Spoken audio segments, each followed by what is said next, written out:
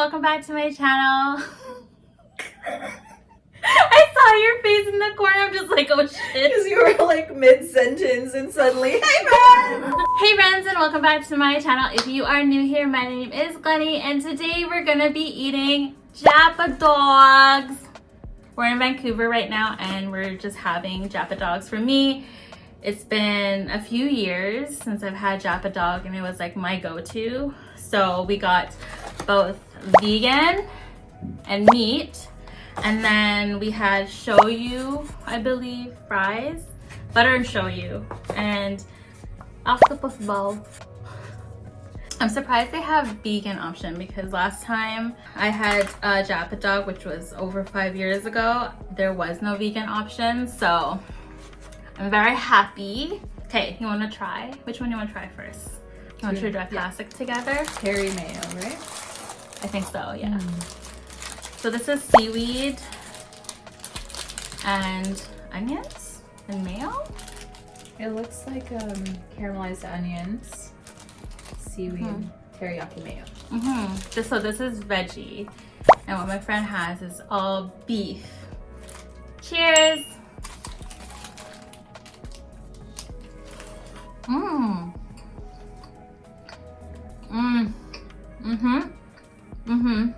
It's good. It'd be funny if they switched it. Yours is vegan, mine is meat. It tastes pretty beef-like. Okay. But you can tell there's a difference between like vegan hot dogs versus like regular hot dogs. The texture. Like it's a little bit more rubbery, but not in a bad way. If compared to like beef or like chicken, it's more meatier, I guess. It's just texture difference, but like the way they, well, I guess JAPADOG cook it, there's a lot of like seasoning and flavor, because it's JAPADOG. I'm gonna try the fries. It's a little bit colder. What kind of fries are they again? They were the butter and shoyu. Like, they're not bad, but it's like, it tastes like regular fries. yeah. Are you tasting something different? No. But I also think this is like a burst of flavor. That's like overpowering it. Before becoming pescatarian, I don't know if I already told you this, but I actually never really ate pork because when I was a kid, I was traumatized. So I went to the Philippines when I was a kid, and then I guess my family lives on a farm. I made friends with the farm animals. And then obviously, like, I didn't know any better. I didn't know that pig was gonna be our meal. So like a few weeks later, they killed off the pig. And that traumatized me because it all happened in front of me. Obviously, like, the adults didn't know. So after that, I like didn't want to eat pig anymore. But like bacon was like an exception. I would kind of like block the fact that it was pork, because bacon is just so good. But yeah, then that's when I only started eating chicken, and like didn't want to eat like pork, and then beef sometimes, like if I wanted to eat steak. There was a time where when I did get sick in the Philippines, when around the time that about the whole like pig incident, a lot of weird things were happening to me in the Philippines when I was younger. I don't know if like your family probably told you about like myths about the Philippines and stuff, right? So I didn't know anything about that when I was a kid. So the first time I went there, I was such a rebellious child. I was so rebellious that like back in like North America, me and my cousins would play hide and seek, and then we would have glow in the dark like clips. So we would play hide and seek in the dark, and then we only use our like clips, our glow in the dark clips, to like locate where we are or whatever. And like if like the person who has to find you, like when we see them, like because it's all different colors, we kind of like run away from them, you know, until like until all of them were caught. So anyways, in the Philippines, I thought I could do the same thing with like my cousins or whoever, the kids. And I got in trouble because our auntie, I don't know who they are, like I don't know if they were like my grandma's friend or an actual like auntie, got mad at me and was like, in Filipino, was like, hey, you're not supposed to play these games, like play hide and seek at night. The aswang will come grab you. And I don't know if it's true or not, but apparently this aswang was like half body with wings, and then they would come grab you when you're sleeping and hide you up in a coconut tree. They're the Menananggal. So they called it, well, for me, I remember it being aswang. But yeah, they would like steal you away because like you're hiding, like you're playing hide and seek at night. I was like, okay. So after that, I couldn't play it anymore. And I got so mad. I was like, how dare you ruin my fun? That was one of the myths that they told me about that I ended up learning. And then another one was a duende. You probably heard of that. The reason why I got sick was because I was told when I was a child that I was cursed.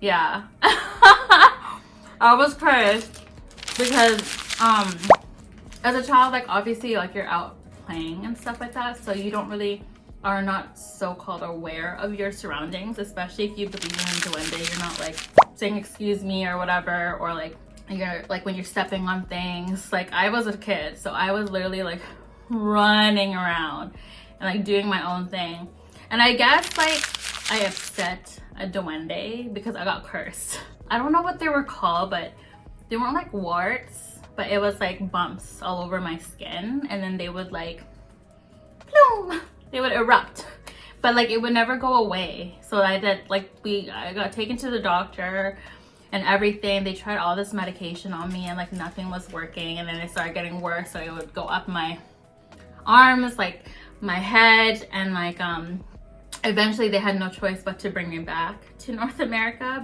and then it like cleared up. But apparently a witch doctor, my grandma took me to a witch doctor and told me that I was cursed by like some sort of duende, and I was like, I made them upset.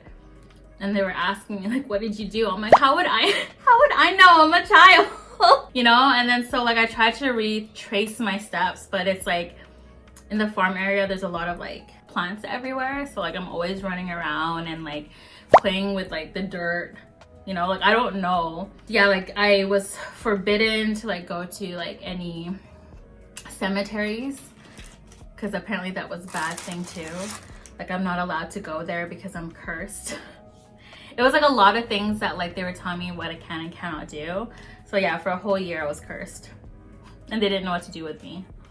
So I still have like marks on like my bodies, and now that I think about it, like I want to like kind of go back and like see what really happened. Well, I can't really see what happened, but I understand what really happened and like what the sickness really was, because I don't know if I was cursed or not, but it was like a huge belief in the Filipino culture that if you do them wrong, like they could do something bad to you. I don't know if that ever happened to you. It's never happened to me, but I've definitely heard of that. If you like disturb their homes or something, and they can get mad at you. Yeah, I'm just like, okay. So yeah, that's how I came back to North America, and like I never wanted to go back because it was so traumatizing. But I did go back. I did go back like years later. When I went back, I was a little bit older. So I was like 18, 19. I went back to the Philippines because every 5 years we try to go back and see family in the Philippines. And we went back to the same land. Obviously, that's like our family like farm. And like this time, my grandma actually made like a normal house for us to like stay in. And then weird still happened to me. I wasn't cursed, okay? I wasn't cursed. But the one thing that I remember the most, I don't know if I told you this, but like every night at 3 o'clock, cause like, okay, wait. Okay, so like in this house, it was like, it's built, but it wasn't like finished. So it was the main floor and then upstairs, which is all the bedrooms. So the only finished bedroom was the bedroom that I was staying at. The rest were like an open concept for bedrooms. So like my parents and my sister was all sleeping upstairs. And then my grandma had a room downstairs, like in the main floor. So they were all kind of like sleeping together, like my parents and my sister. My sister was still young, so I had my own like privacy and everything. But every night at like 3 a.m., I would wake up to kids laughing outside. Like it's not like a whole like, I don't know how to describe it. Like if you ever watch horror movies, that laughing, that lingering laugh. And then at first, in the first few nights, I was like, whose children is outside playing right now? I'm trying to go to sleep. So I thought it was like 7 p.m., 8 p.m. But like I would check like my flip phone because that was so cool back in the day. And it was like 3 o'clock in the morning, like, or past 3 or like a little before 3. And they would like, the sounds was literally just outside the window almost. Like that's what it sounded like. But it would like linger, like it was like as if they were running around the area. And it would go on for a good hour, 45 minutes to an hour. And then at the end, I would hear a woman say in Tagalog, like, it's dinner time, come inside. And then the laughter would be like loud and then soft, like it would linger. And then it would like be quiet and then the door would shut. But it would sound as if it was right just outside my house. And it happened like every night. And it was like the scare, like I would wake up and I'm like, what is happening? And I was like, I'm not gonna go check. I'm not like, I don't want to see anything I don't have to see. But I remember that happening and I wanted to ask. So my grandma's sister was still alive at that time. And I wanted to ask her because like she obviously is there since like day one. I'm like, hey, is this land haunted? Like, have you seen spirits? And like she immediately told me, like shushed me and was like, oh, we can't speak about them here. I'm like, what do you mean? Like, who's them? But apparently like we couldn't speak about them because they can hear us. But I'm over here like I want to know who they are, right? But they never told me. And even till now, like I still don't know what I've heard or like what really happened on that land that we were like living in, that my grandparents or my grandma has, because that land has been there for like centuries. Like it was like, from what I remember, like my grandma's parents owned the land too, and then it was given to my grandma and her sisters and brothers, so they all share the land. So I'm like, if it goes back that further down, there's clearly some history that I don't know of, but we're not allowed to talk about it apparently.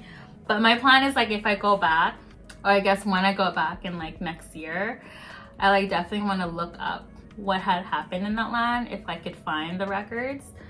But that was like the scariest thing that happened to me. And then up the road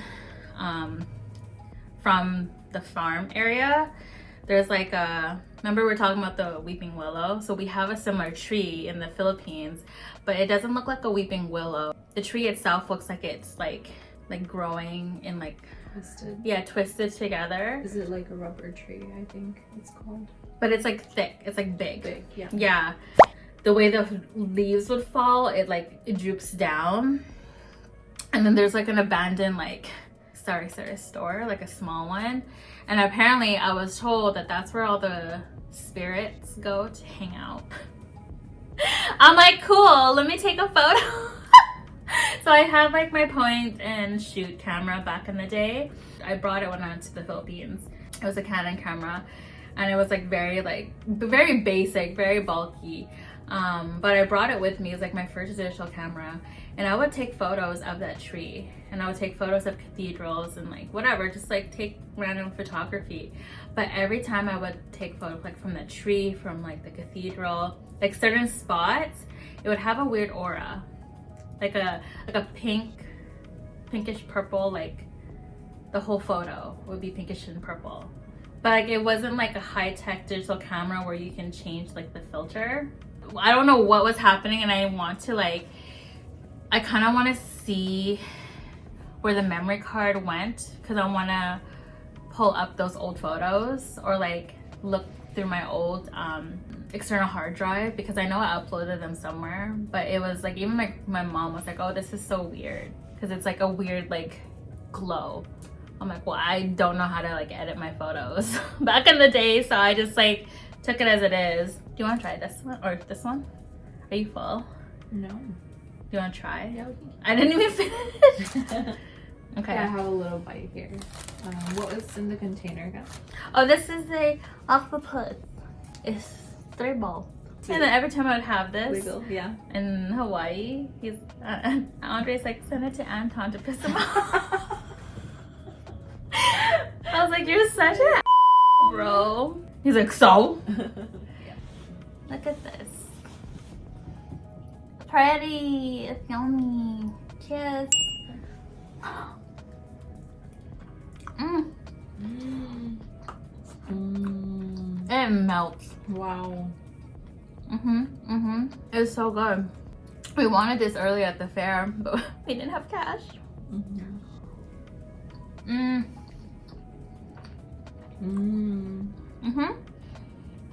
Might be one of the best takoyakis I've tried. Really? Yeah. Wow. Because I would think that their specialty is just hot dogs. Hot dogs, you know? yeah. This is delicious. It's a sauce I'm too. confused about the fries though. Me too. I feel like it's just plain fries. I was expecting a little bit more like soyu flavor. Sauce. But it's not even buttery either. No. These fries could be better. It's like basic, like very like plain. I don't think they put the sauce. I'll be honest. I do taste the butter though. Do you? A little bit now that I've been eating a few. Maybe it like settled at the bottom or something. You know? Interesting. Interesting. Speaking of curses, so Andre actually had like a story about like his cousin in the Philippines that was cursed. I don't really know exactly the details for it, but like he did something to like make a spiritual spirit or whoever mad. Apparently his like became too big that it was like in pain, like it like ballooned up, like his and then I don't know what they had to do, but yeah. Andre was like telling me that, and like he saw it because he remembered as a kid, but he doesn't know what happened. And like he would also tell me that like his mom had like a witchcraft, like a sorcerer friend too. And like when Andre, I think when she was pregnant with Andre or her brother or something, I don't know what it's called, but like they do this jar thing and they put like a gecko's tail in it, and then it would like collect all the negative energy or whatever, and it would like the water would be like black or something like that. And I was like, what the heck? But yeah, my goal to when I go to the Philippines is to like look up like any spiritual like activity that has happened on that land, or even like I told you, like to go to Sycamore Island and just like kind of see like where my ancestry line, because like my grandparents' parents, their bloodline was from that island. So it's kind of like clearly there's some sort of connection there, and like apparently that island is home to the witches and the sorcerers and anything like that. Like I'm not to disrespect, but it's more so like I want to learn more about my roots. Even my sister was starting to like experience things too, and like she was like telling me before like my uncle passed away, a crow, like a black crow, dove into her window. It's like a bad omen. And then she found out like our uncle passed away. When I tell them about how like Suki was like seeing things in the house, like she was like, she didn't believe me. I'm like, bro, a crow literally flew into your house and you don't believe me? She's trying to block it. I know. So yeah, my dog Suki, it's like whenever it's just me and him, he like sees the weirdest things, or I think he sees the weirdest things, and it's always in one area of the house, and it's always the stairs. He would literally look up on the stairway as if somebody's calling him, because he would sit there and look up, and like, no, not today, I know. And I would tell him to come to me, and he would, but then like we'll play, and then he'll stop, and then he'll go back to the stairway and look up again. And then he'll sit there and look at me like, I'm like, you have to tell me what you see, sir. I don't know what you see. So like, I don't know exactly what he sees, but like, I can't handle that. I'm like, if I'm home alone with you, nuh-uh. We ain't dealing with that today. Wanna try yours? Sure, yeah. It's like karaage. Yeah, it's chicken karaage and a hot dog. Oh. Yeah. It's literally chicken karaage and a hot dog. Yeah. Or in a bun, I guess, not in a hot dog. What's your second one? I forgot. It has the bonito flakes. I'll have to like look it up on my Uber Eats, but it has the bonito flakes, and then she has the karage in a hot dog bun. In a hot dog bun. Oh, they got the saffron again. It's a very the Asian saffron. Spice. Yeah. You're wondering what it was. What does it taste like? It's like... I like how you... What does it taste? Is it sweet? It tastes like saffron. It's very herby taste. Mmm. Tastes very planty. Yeah. Not bad. That's the second time we saw it. Today, yeah. I've never seen karage in a piece of bread. This is a very messy hot dog. Really? More than that one. Because I think there's more sauce. And these flakes are like flying everywhere. I like this one better. How's yours? I think I like the first one too. Yeah? The chicken's really good. I would never eat it with a bun though. I feel like it's like dry on dry. You know, like this needs some sauce. There's no sauce? It's just literally chicken Kroger in a bread with like a little bit of lettuce. Oh, there's actually no sauce at all. No sauce. So I think I would just like eat the chicken, to be honest. Is the chicken good though? It is good. Okay. There's also a superstition. Did I tell you this too? Which one? There's a superstition when talking about Philippines, is that I forgot what it's called, but so you pretty much have to look out your window, and I've noticed this because like I don't know about your parents, but like my parents will always look out before they open the door. So whenever they hear somebody knocking, it's bad to open the door right away. Like you have to check to see who's there, because apparently what they believe is that like there's some sort of spirit that would just like knock on people's doors to come in. So if they knock and there's nobody there, you don't open the door.